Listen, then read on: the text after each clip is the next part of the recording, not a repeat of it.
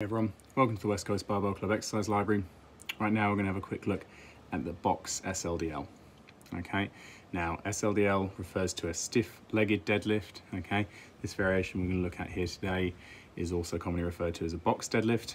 I just feel that referring to them as a stiff-legged deadlift helps clients understand what we're trying to achieve from our positioning in doing these. Okay, we're very much trying to set up with a high hip position while doing these and a relatively horizontal torso angle, okay, to try and get a ton of stress on the hamstrings by having that elevated hip position relative to our normal deadlift where we might sink down a little bit more to get into our setup. Okay, so this is going to leverage us more poorly than we would for a normal deadlift. Okay, it's going to mean taking the weight down, but that's okay.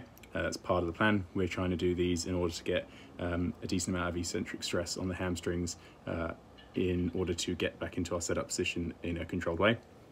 Okay, that'll be covered in more detail by the strict SLDL video that will follow this one. Okay, we don't need to be as strict in how we lower the bar with these, but the thing we do need to be strict about is keeping our legs in contact with the box, bench or object that is behind us in our setup.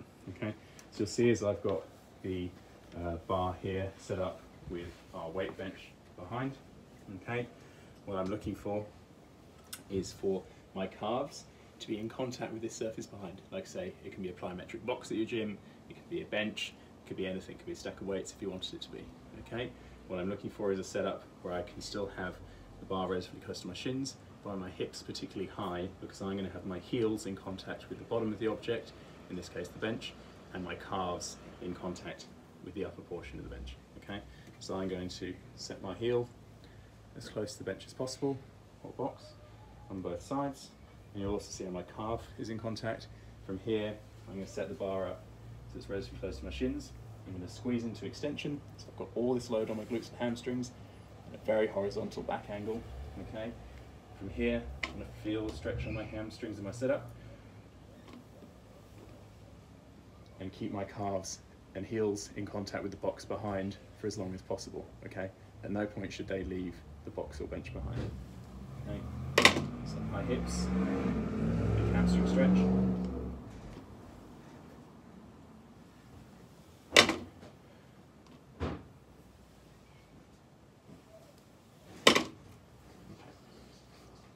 So you notice there, at no point do my heels or calves come off the object behind. Like I say, I choose to use a weight bench for this. You can use a box or any other object that allows you to have contact between the heels and the object and the calves and the object in a vertical line. Like I say, you're going to start from a very high hip position, feel a big stretch on your hamstrings before each pull, okay? And that there is our box SLDL, okay? If you have box SLDLs or box deadlifts in your program and have any more questions about them, feel free to ask and I'll be happy to help. Thank you.